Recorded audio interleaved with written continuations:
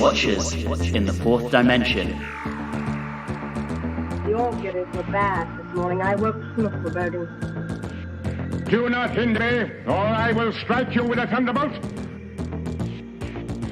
Do sit down and have a hamburger. Hello and welcome back to Watchers in the Fourth Dimension. I'm Anthony. I'm Don.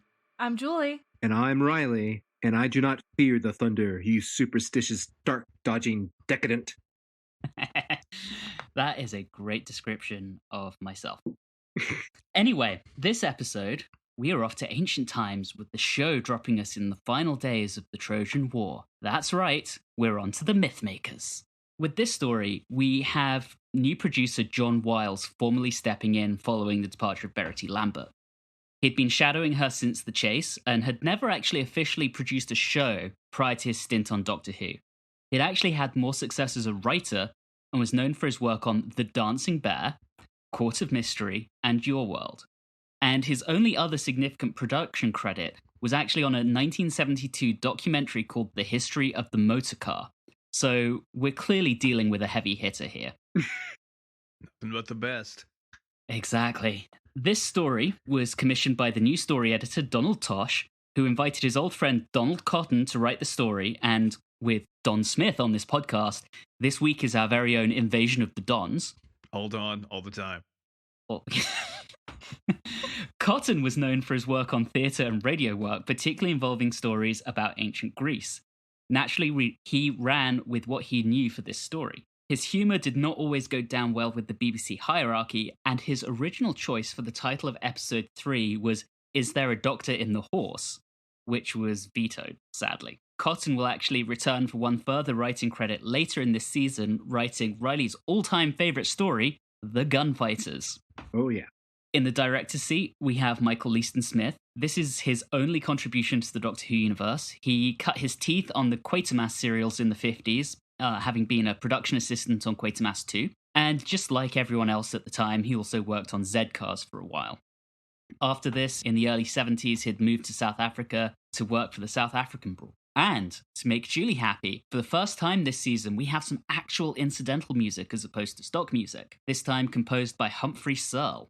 Like Cotton, he spent much of his career in mediums other than television, but is best known in film and TV for his work on The Monsters, The Haunting, and The Oresteia, the latter of those being another ancient Greek-themed production.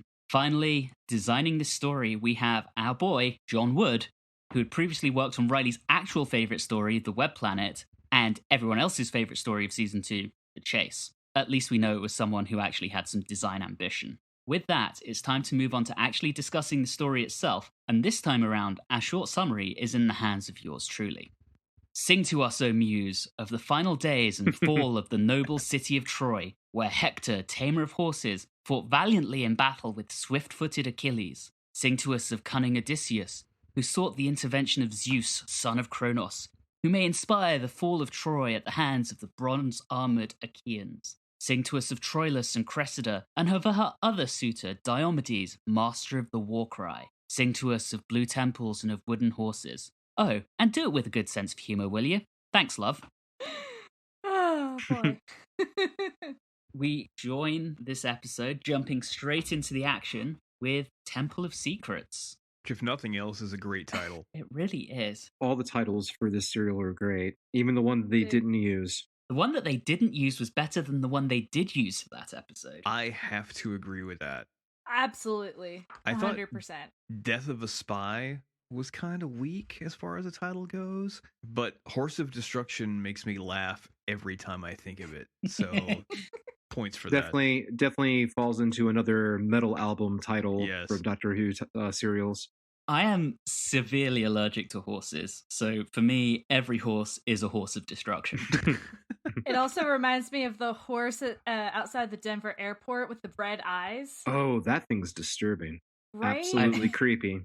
So we're on to a missing story again, and I know we all had the option of either doing the reconstruction or the narrated audio, so who did what on this? I stuck with the reconstruction. I stuck with the reconstruction as well. I did the narrated audio. I did mostly both. I did the reconstruction first, and then I listened to the audio except for the final episode because I just didn't have time. Got it. This one starts in a way that really made me wish that we had this. You know, we start with a fight scene, and those are always obviously very, very visual. Absolutely. And then one of the things that I noticed is that while we have sound, the sound quality is not good because yes, it's great that we have incidental music that's actually written for, this story. It's off. You can just tell like it's warped or distorted. And it makes me very sad. Also, was anyone else feel like the sound mix was really messed up as well? Like during that scene where it's like we set up our fight scene, and then we cut to inside the TARDIS of the TARDIS crew watching the fight scene. And it seems like the sound of the fight scene was bleeding over so much it was actually really hard to hear the conversation taking place between the Doctor and Vicky and Stephen. And I just thought that was I just think there was maybe something wrong with the mix. I had to actually listen to it a couple times to parse everything out because it just seemed like the background sound of the fight was just way too high. It was actually recorded from someone's television. That's exactly what I was about to say. I think that's the result of someone jerry-rigging bits of audio recording equipment to be able to record sound from their TV. This is not the BBC who retained the sound. They recovered it from a fan. So speaking of sounds being rather obnoxious, did everyone in this serial come from the Lord Flashheart School of Acting? Oh, yeah. It was very overblown. Oh, I mean, saying over the top is really underselling it. It was miles above the top. Yeah. And yes. Everyone was turned up all the way to 11. I mean, no matter... I'm trying to think there's only two characters. I think Harris was one of them that just... Which the character and the way that he was portrayed was really, really funny to me. He just seemed to have kind of a foolish kind of like, okay, kind of attitude. While everyone else was like just always so aggressive and loud. It was him and probably Menelaus because he was like, I just want to leave. I don't love Helen. So can we just go, brother? Like, I don't want to be here anymore. So yeah. It was Odysseus especially that was really just...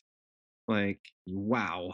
It was very much played like some of the British comedies of the time, kind of overblown, over the top. Things like Round the Horn were doing this. And I mean, they took this concept and we've kind of had the comedy historical before in the Romans, but it didn't take it to the same level of farce as this. The humor was really cracking me up on this one. It really made me laugh. Like, it's so ridiculous and so wonderful and hilarious at the same time.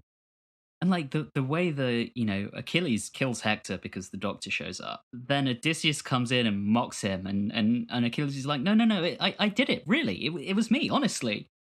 And if you look back at the Iliad, Achilles is kind of effete anyway because he's got this extreme bromance with his friend Patroclus, who was killed at the hands of Hector. Mm-hmm. So, and historical thought and or certainly the thought of classicists has been that maybe there was something romantic about that relationship. And so the idea that Odysseus, who is extremely manly, is mocking Achilles for running and being swift-footed, which was his actual Homeric epithet, is quite funny.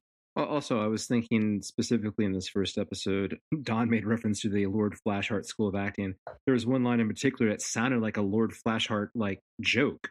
And it was a Menelaus to Agamemnon. He says, "Why, that'd be suicide." And Agamemnon says, "Well, you don't know until you've tried it, do you?" I mean, that's a Flashheart line all the way. What I also find really funny is, so this is, kind of taken as a comedy. It actually took me a while to feel the comedy bit because I was just like, why is this so over the top? And then I think I finally had a realization of, oh, this is actually like comedy. So it took me a while. And that's, I think, one of the reasons why it took me a while to really feel like I even liked these episodes. But I also found it funny that in one of these, the Doctor said, like, they won't appreciate Stephen's sense of humor. And I'm like, well, they might not like his, but he'll probably make fun of them because, dear God, why? So we get a bunch of kind of petty politics amongst the Greek leaders, which, when you think about it, is probably how most wars go anyway. The senior generals have that kind of petty politics. And I think there's a bit of commentary on recent wars and current wars from the 60s in this. But there's that great line that really cracked me up where they're talking about the ongoing war, and Menelaus just goes, "Oh, not another 10 years." Like, he is just so over this, and he's like, "I want to go home now, please." Don't even really like Helen.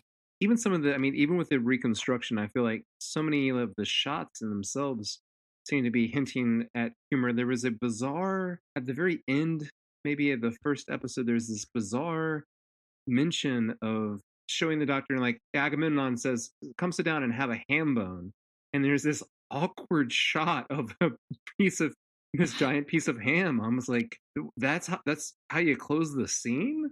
Okay, I mean, it's almost absurdist humor in a way. I really want this to come back so we can see if we get that awkward shot in the actual episode. Speaking of the absurd, I love how the Cyclops turned out to be our friend Tut Lemko again. Oh, Like, yeah. it's his third appearance, and it's just like, he's just back. He's just like, what's up? Sadly, it is also his last appearance. So that is the last of that particular Indiana Jones connection. That's so sad. He has range. I was hoping if anyone could help me. I was kind of confused at the beginning when the doctor decides to go out of the TARDIS. He mentions Vicky hurting her ankle. And maybe it's because Mission to the Unknown was, sandwiched in between, but I'm trying to recall a hurt ankle. I think she did do that at the end of Yeah. Galaxy 4. I think Okay. you're right. I But- think that's a bit of a continuity nod. It's tenuous, for sure. Well, then once again, I mean, we talk about the humor, but also let's discuss like the main plot device here, and which is that the show is doing what it did in the Aztecs and doing something that was often done on the original run of Star Trek. The outside, time traveling, space traveling person comes back to a lesser advanced society and gets mistaken as a god. And this time, the old hypocrite just runs with it. Oh yeah. Hey, I would do the same thing. After all the shit he gave Barbara. And it's funny because, it's like, all right, Achilles is like, "Oh yeah, you're totally Zeus." And he's like, "Yeah, sure, this is great." And then Odysseus comes in, he's like, "That's funny." And like, is making fun of him. And I'm like, either one, he just really doesn't believe it. Or two, you really don't care how you treat your gods, and that's gonna bite you in the ass. Oh wait, that's why he goes on that like 10-year journey of not getting home. So. Yeah. Although that wasn't because he pissed off Zeus, that was because he pissed off Poseidon. It's all the same. In this, like, Cyclops isn't actually, like, a monster Cyclops, so it could be that it was Zeus instead of Poseidon. That's a nice thing about setting it in myth. They can take a few liberties with it. Well, then also what I think adds to the humor is that once again the plot device comes forward once more, and Stephen gets mistaken as Apollo. I mean, he initially denies that he's a god and then kind of mocks Odysseus and goes, "Oh yeah, I'm obviously Apollo." Right. Yeah, I don't think he's actually thought to be a god, honestly. Like, I don't think that was ever going to be the case. If it was Ian, maybe. Oh, yeah. Ian, hands down, would be Apollo. It'd be like, "Oh, yeah, look at that. Steven, he should have kept the beard." Just saying. We end this episode finding out the Trojans have stolen the TARDIS, which leads us into episode 2, Small Profit, Quick Return, which, as a title, I love. Yes, it is an incredible title. Yeah, it's a good one. I don't think we'll ever get another title quite like it in Doctor Who, sadly. Earlier, I think Reilly mentioned, like, Paris wasn't as over the top. Well, he might not have been as over the top. He is still the worst. Yeah, he's Oh my goodness. I have something in here and it says, "I hope Steven kills him." Because, like, I'm just like, I'm done. I'm over you, Paris. Like, just get over yourself. he definitely feels like the fool character in this serial to me. I was going to say, are you guys familiar with Monty Python's Flying Circus? Oh yeah. Oh no, I've never heard of it. The upper class I have twit. Oh yeah, he definitely has that feel. That's yeah. Paris. I thought that the Trojans were wonderful. Like, yeah, Paris was that upper class twit. But just in general, they were so much more enjoyable than the Greeks. They were enjoyable and they were all different. Like, Paris is, the twit. Priam is like, all right, everything's just like hunky-dory. I'm going to believe that everything that everyone says. And then you had Cassandra, who was like, I hate everyone. Oh my God, all of you are going to die. She was also the worst. It was just nice to see they had, like, different, like, more facets and things, whereas the Greeks were all the same and just hated each other. Yeah. So we actually have some fairly prominent actors here. So Paris was played by Barry Ingham, who we've already seen because he was Aladdin in the Peter Cushing movie we've already watched. So this is his the second time we've seen him. And then Max Adrian, who was Priam, was best known as a stage actor, but he was a fairly big name. Hartnell also hated him because Hartnell was homophobic and kind of racist and didn't like the fact that this guy who was both Jewish and gay was in his show. Kind of shows you where this is going. Yeah, that was one of the hissy fits Hartnell had around the time of this story, and kind of sets the scene of this battle between the production staff and the star of the show, and eventually one of them's going to go. I wonder if, other than, circumstances with the Doctor being in the horse and everything, but I wonder if there's also a reason to keep them separate for the entirety of this serial. You mean the Doctor and the Trojans? Yeah, and Priam, just to keep those actors not on set. I think that was part of it. Time. Certainly Billy thought he was being upstaged by these guys, both Barry Ingham and Max Adrian. It started getting a little hairy here. I always, as a Doctor Who fan, always enjoy a shot of the closet of the TARDIS. Yes! With the entire wardrobe with Vicky. I think out of all the scenes of this serial, that one would be the one that I wish that they still had video with. That would have been very fun. Yeah. Yeah, and it's also, somewhat telling because, in previous seasons, and I think part of it was just, it was easier when they had them in ridiculous outfits that didn't necessarily fit the time. And now they're like, you know what? Let's actually try to fit the time periods that we're in. It's just interesting. And I love seeing the closet. The closet's my favorite. I'm also trying to wrap my head around of why they wanted to rename Vicky.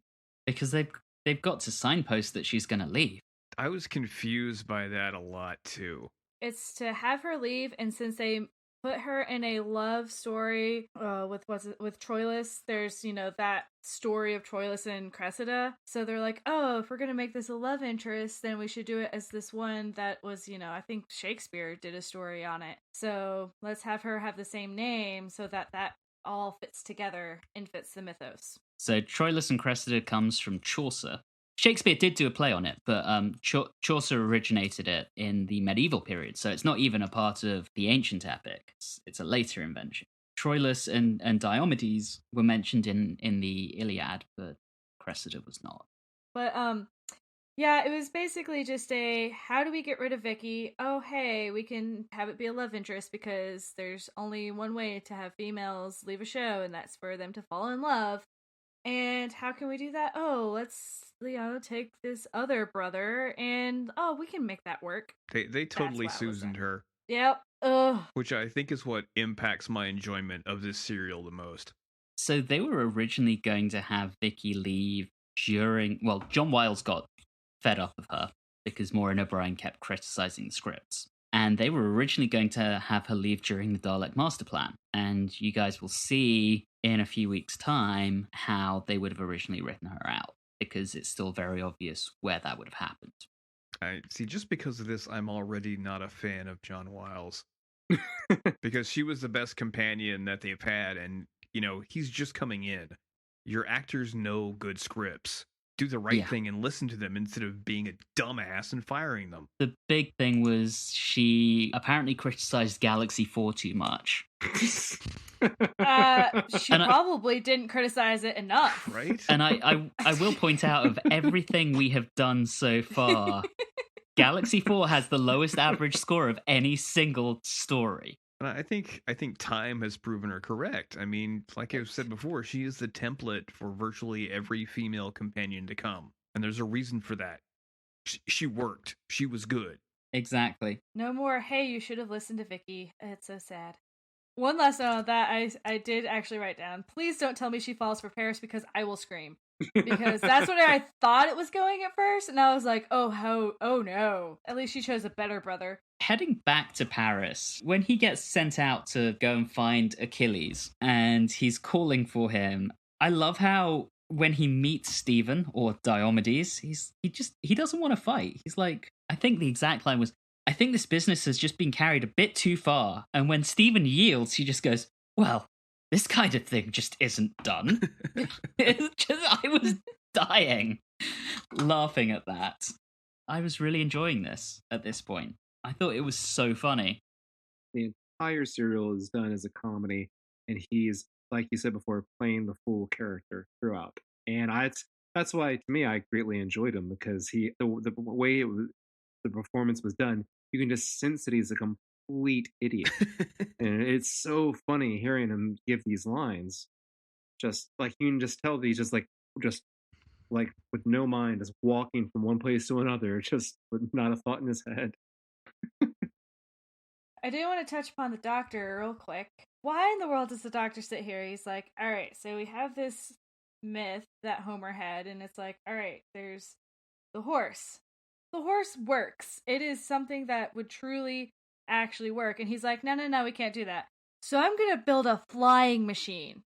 Doctor, you can't build a flying machine in 2 days. Like, it just, why? I was fairly impressed they built the Trojan horse in 2 days. That seems... I was going to say, how did they manage that? Man, the Carpenters are the unsung heroes of this serial. Those Greeks, they certainly brought along a big crowd of skilled people to help them with these things. And lots of wood. Lots of wood. So, Don, you saying that the Greeks have wood? Yes, I am saying that the Greeks have wood. Excellent. I was saying that with the flying machine, I feel like the doctor was just screwing with them. Like, I just felt like he didn't like them, and he was just like, I'm just going to screw around for a couple of days. Because I remember he gets shocked when, I think it was Odysseus tells him, like, well, all right, well, you're the one that's going to pilot this. And then all of a sudden he starts backtracking. So I feel like he was doing it as a means of, like, just as a wild, Wile E. Coyote kind of, like, ridiculous invention trap to, like, hurt someone, whoever tries to do it. Could be. Maybe. I like it. I think we can move on to episode 3 now. The death of a spy. So we end the previous episode with Cassandra telling them that Stephen and Vicky are spies. So we're kind of getting the implication that it's going to be one of them who dies. Not like they listen to Cassandra anyway, Right? so... I can't say I blame him. He's really annoying. She just yells.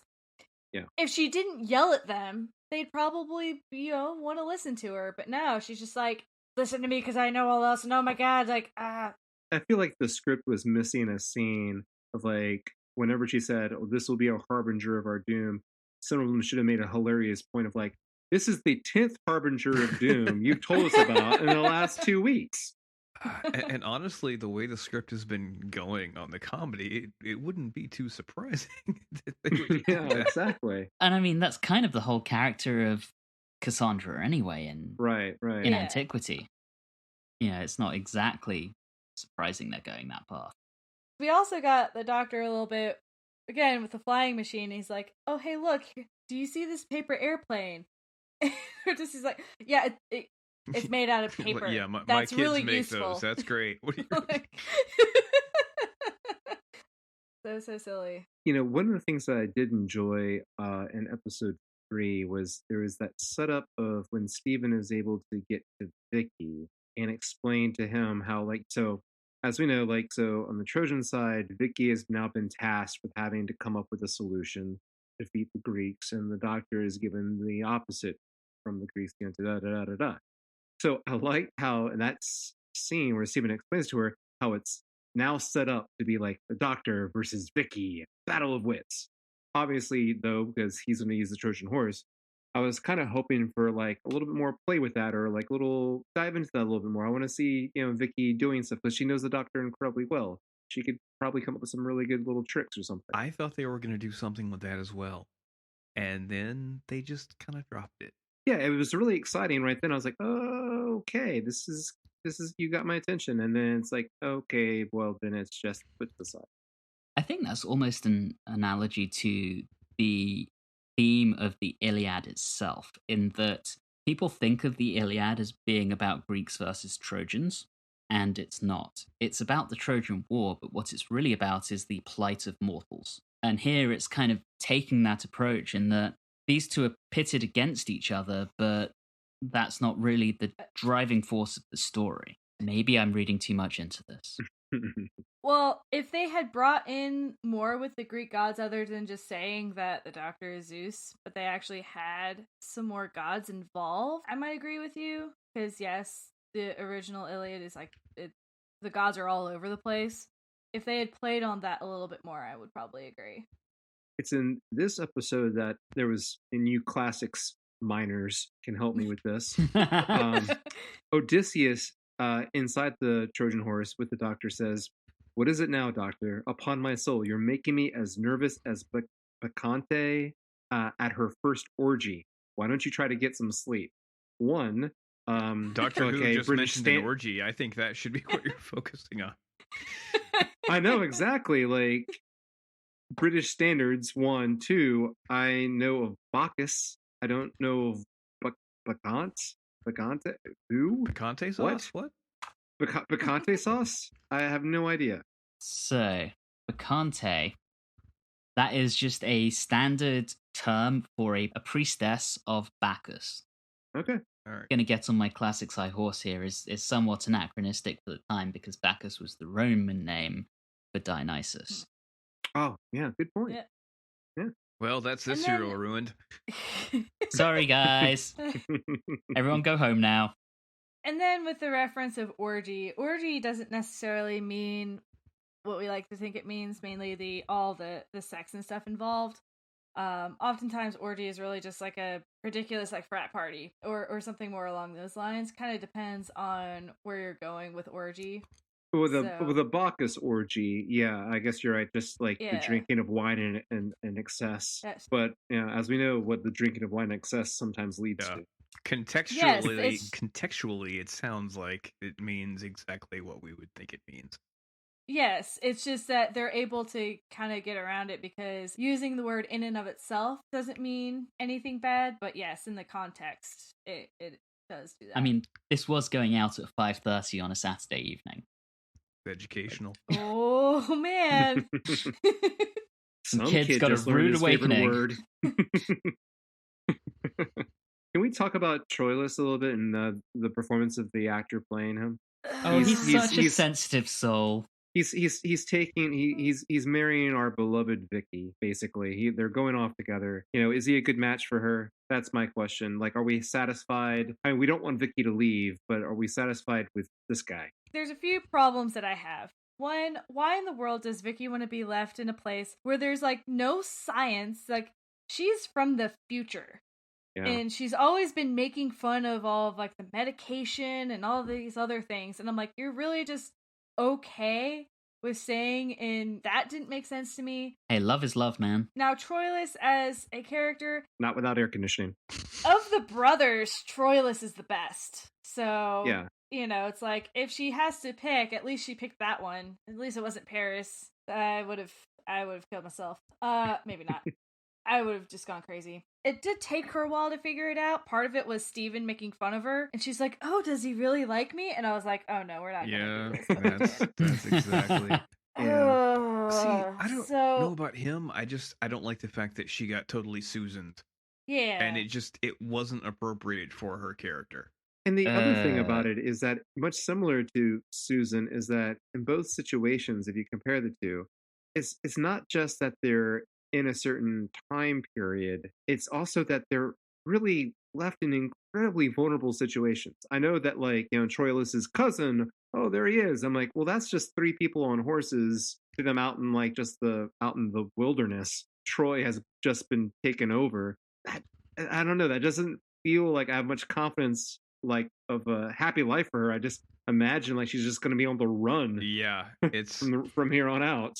At least it's Aeneas, though. You know, he's actually kind of a little helpful. Yeah, I mean, they're going to have their own mini odyssey for a little while, and then they're going to go off and found Rome. That's how this goes. Well, see, me without my classics education, I'm damn you, U.S. schools.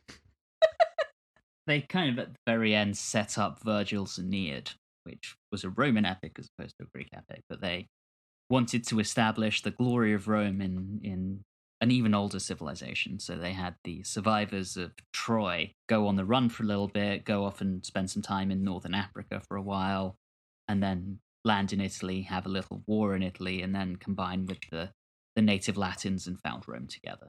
So that's what's in Vicky's future. Yeah, I just realized, I think maybe we've jumped, but I think because we're talking about Troilus, I feel like we're talking about episode 4. Is there anything else about episode 3 that we wanted to cover? The death of the spy is really lame. Yes. Yeah. True. We're led to expect it's either going to be Stephen or Vicky, and it ends up being Cyclops. They've wasted Tutlemko by not even giving him any lines, so he doesn't have the opportunity to proclaim anyone as truly his brother. We do have Paris being wonderful after that and saying, now why did you have to go and do that? It felt very Kenneth Williams in the Carry On movies. Were you really expecting them to kill off either Vicky or Steven? Well, no, not at this point. So I'm like, have you seen the show? Come on, they're not going to do that here. Oh my gosh. You guys have no idea. As we move into episode 4, this one starts getting really dark. Okay, this is where incredibly what Reilly said was it's comedy all the way through. It's comedy about 3/4 of the way through, because with this episode there is a sudden tonal shift. So episode 4, Horse of Destruction, it's a huge tonal shift. A lot of killing in this one. It's like we've had this comedy historical romp. Oh, and by the way, we're going to kill half of them. I didn't mention her last week, or maybe not even the week before, but this is something Sandifer talks about. So, last time round, we had the Doctor not showing up and everyone dies. So, strike 1 on the Doctor. He kind of failed there. This time the Doctor shows up and half of the cast still dies anyway, and they barely escape with their lives. So, strike 2 for the Doctor kind of being ineffective. I mean, maybe they're just trying to add a bit more risk and stakes to the show. Just try to shake it up a little bit. This is building to something, guys. One thing that was a missed opportunity in episode 4, I felt like I was really disappointed not to get a complete and utter shouting match between Odysseus and Cassandra. I think those two actors really just like tearing into each other. That I was hoping for at least one little tete-a-tete. But no. Oh, endless shouting. She at least had the statement about it going to take him 10 years to see home, right? Yeah. I didn't think that up. Okay. Yeah, so she at least got that in. She's like, oh, hey, it'll be 10 more years till you see home. And I'm like, oh, look at them. But yeah, that was about it. You're right, Don. It is a tonal shift. I feel like it's harder to pick up on because it's a reconstruction, because so much of the violence is depicted visually and not verbally. I agree. And so therefore, yeah. So I mean, like I said, I while watching the reconstruction, it's like, especially in our day and age of being desensitized to violence on screen, it's kind of like, hey, there's a still of a person holding a sword, and now there's a still of a person, flat on their stomach on the ground. Pretty much, yeah. Like, yeah.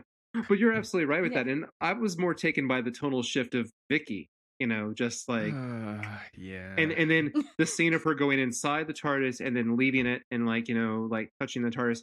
I thought she hugs the TARDIS. Yeah, and it's very sweet, and I thought that was a really good touch, and it really reminded me a lot of this type of tonal shift you often get with Modern Who, in which you'll have a fun, silly episode, and then they'll like punch you in the gut with something really emotional. The big heartstring tug, and the music swells. Exactly, and all that stuff. Exactly. That's what that reminded me of. It felt very Gone with the Wind to me. Where Scarlet is talking about rebuilding Tara. Mm-hmm. And here you've got Vicky being like, yes, we will rebuild Troy. It's like, I got a real Gone with the Wind vibe there. You can see what my thoughts are on Gone with the Wind, and it's not pleasant. But yeah, I mean, I can see that. I mean, the fire helps a little bit, when there's smoke and stuff everywhere. What I'm also surprised about is Vicky had told Troilus to go. She's like, you need to get out there. So then him and Achilles, they fight. They both get injured. Achilles is worse. Achilles probably dies from that. It's hard to really tell from the reconstruction. And then it got really, like, Troilus got real mad at Vicky, and, like, it really seemed like Troilus might want to kill her. I was like, oh, this might end in tragedy, because Troilus might actually, kill Vicky. And I was like, oh, that's not gonna... I don't want that to happen. So I was actually a little bit worried about it. There was some tension there, definitely. It's kind of interesting how this episode is where we really start to diverge from the myth. So Achilles would have been killed by Paris, not Troilus. Likewise, Troilus would have died at the hands of Diomedes, aka Stephen, and then Cressida ran off with Diomedes in the myth, or I guess the Chaucerian myth. So here we're starting to see a fairly radical divergence from that. There are some nice pieces, some nice nods here to the established myth as well. I love how Cressida curses Odysseus, which basically sets up the Odyssey. Cassandra's the worst, but she did set it up. Yeah, I kind of wish we'd dropped back in to see Achilles in the middle of the Odyssey. That would have been cool as a follow-up story. So we get to, they're going into the TARDIS, and like Stephen is delirious. Yes. Stephen is injured, and all he wants to do is he's like, is Vicky safe? We need to save Vicky. Is Vicky okay? And I'm just sitting there, I'm like, this is so sad. And the doctor can't really explain what's happening. And it's just, I have so many feelings. Poor Stephen. Her goodbye and how the rest of the TARDIS crew react to her is something so reminiscent of future companion departures on New Who. I didn't really care for, you're right, that weird tension that there is when she's off to go see Troilus, try to like reconcile it, or at least clear his mind that she didn't betray him by just sending him out there. But yeah, I really, really enjoyed it. I didn't want to see Vicky leave, but I really, really enjoyed that part. And I feel like we should talk about Katerina. Or as I said, wait, who? Yeah, exactly. So she shows up in episode 4, and apparently she was meant to have some bigger scenes, but they got cut. That would have been helpful. Or maybe showed up at some point earlier in the serial, maybe? Yeah. It would have had so much more impact if we would have realized why Vicky, for lack of a better term, chose her. Could we get an understanding, like some sort of like connection between the two? You know, that would have been a lot more helpful. It would have had a lot more significance than just like, yeah, here's some random lady. Well, I think the reason for that is that John Wiles needs a slap in the face. So one of the scenes that got cut was there was meant to be a conversation between Katerina and Vicky in which Katerina says that, you know, all the recent prophecies had foretold her death. So Vicky assumes that Katerina's death was meant to come at Troy, so she pushes her into the TARDIS to try and save her. That would have been a good scene. Yeah. Yeah. Just any kind of setup for who she was. Something. She's not a great fit for the TARDIS of Trav being a companion. Like, she's like, oh yeah, I still think you're a god. And the doctor's like, but I'm not. And she's like, no, you are. And it's just like, this is not going to go well. Yeah, more to come on that. Yeah, I don't like the sudden change in companions. I still feel like we're still getting used to Steven. Yeah. And this is just the worst possible decision to get rid of such an incredible character at this point in the show. I actually completely agree with that. I like Steven so far, but he's growing on me. Should have kept the beard. I'm gonna agree. Yes. My problem with Steven is just that he needs a Vicky counterpart. He needs someone to play off of who's smarter than he is. And I know Katerina's not going to be that. We're going to get some good characters who he can play off in the next serial. But yeah, it's definitely not Katerina. We were talking about the serials, the titles to the title of each episode of the serial, and we were disappointed with the third one. And while Horse of Destruction is very, very good, I have pulled out 2 other ones that I think could have been used for episode 4. Okay. Will Wonders Never Grease? Hey. All right. And then last one is Because of the Romance. Take Another Grease of My Heart. Oh my gosh. I had to do it. We end with the convoluted plot device of Stephen being injured. So, having been injured in the fighting, the Doctor now needs to go and find a cure for Stephen. Messy end to it, but, you know. It's a cliffhanger of sorts. Could have been worse. It could have ended on a shot of a ham bone as our cliffhanger.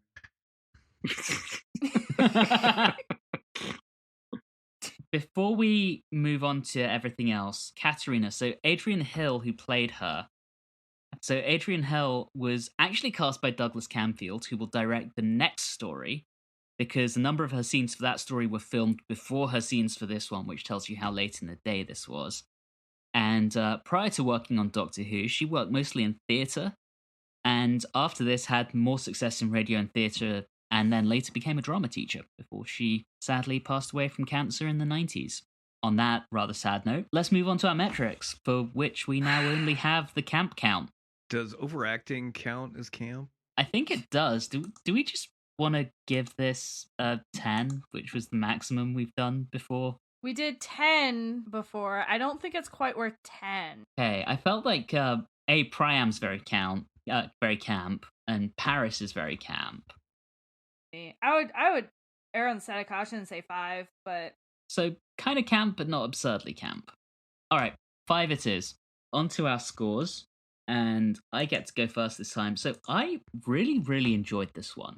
I thought it was really funny. It tied into my love of the classics, and I thought the final episode, the tonal shift was quite stark, but almost fits with the vibe of where the time is. So we're in the middle of the Vietnam War right now. We've got Britain on the verge of invading Rhodesia, and we have a story that really portrays the horrors of war and goes from almost an oh what a lovely war vibe to oh my god, this is horrific. So I think that really works. So I'm going to give this 8 horses of destruction out of 10. Don, over to you. I didn't like it as much as you did, but I did enjoy it. I found the script to be very well done. There were lots of clever puns and wordplay, which I really enjoyed, so it tended to move on at a good clip. But the thing I can't forgive it for isn't the fault of the scriptwriter. I think I've gone over that. There was just no real good reason from a character perspective for Vicky to leave. It is one of those serials that I really would like to see recovered, because I think I would enjoy it even more to actually see it and see what all they did with it. But I'm going to give it a 7.5 out of 10. And I forgot what clever measurement I was going to give it. 7.5 questionable flying machines out of 10. Yes. Julie, over to you. it actually took me to talking to you guys, a little bit before we started recording this, to actually really quite understand that this is more of a comedy. I had a lot of problems adjusting because I love the Greek mythos so much. I don't know the number of versions of the Iliad, the Odyssey, and anything, remotely related to it I have read or watched. So it was definitely a tonal shift from what I'm used to, as most of those have all been from a more serious perspective. As for the story itself, I think the plot is actually pretty good. How they, separated the characters and everything didn't feel contrived. The acting is where I had most of the problems because it was so overacted. I think that they could have toned it down a little bit and still had the comedic feel and just not be at 11 the entire time. So I am going to give it 6.5 Greeks and a horse out of 10. It's a very small horse. I was going to say, you got half a Greek and a horse. What happened to the other half? You don't want to know, man. You do not want to know. This got as dark as the story did. All right, Reilly, over to you. I really, really enjoyed this. It was, like just grabbed you right off the bat. It really moved with the pace. It was hilarious. I loved all the different characters and how each character was like, I don't know. It just seemed like a wonderful comedy of how each character would like play off the other one, of like Odysseus being loud, Paris being a fool, Priam, and I mean, I really, really enjoyed this, and I don't usually enjoy the historicals, even though it's mythological. Yeah, it was wonderful, and like I mentioned before, I really enjoyed the the hard shift and from something really, really funny to losing Vicky, and I really like that. I guess this would, for lack of a better term, what they would call back in like the mid '90s, a dramedy, so to speak. because of that sudden pull right there. I really, really enjoyed it. I think it could have had a lot of potential if they filled in under those things that we mentioned. Tone down the acting a bit. Added a reason why, Vicky, maybe more understanding why Vicky would leave, would be more fleshed out, and so on and so forth. But I really, really enjoyed it a lot. It's amazing that this same writer wrote the Gunslingers. Um, I would say on my metrics, I would give this 8 Cyclops out of 10. So I guess that makes it an Octoclops. That's my last pun. That actually gives us a story average of 7.5, which so far is the best story of the season, which I did not expect from this, but I'm happy because I really enjoyed this one. That is just about all the time we have for this episode. Next time, we're off to Kemble to discuss the next parts of the looming Dalek epic that is coming. In the meantime, all of our previous episodes are available on your favorite podcasting app, and you can interact with us on Facebook, Instagram, and Twitter at Watchers4D. And as a reminder, you can also always email us at watchers4d@gmail.com. But for now, thank you very much for listening, and have a good one.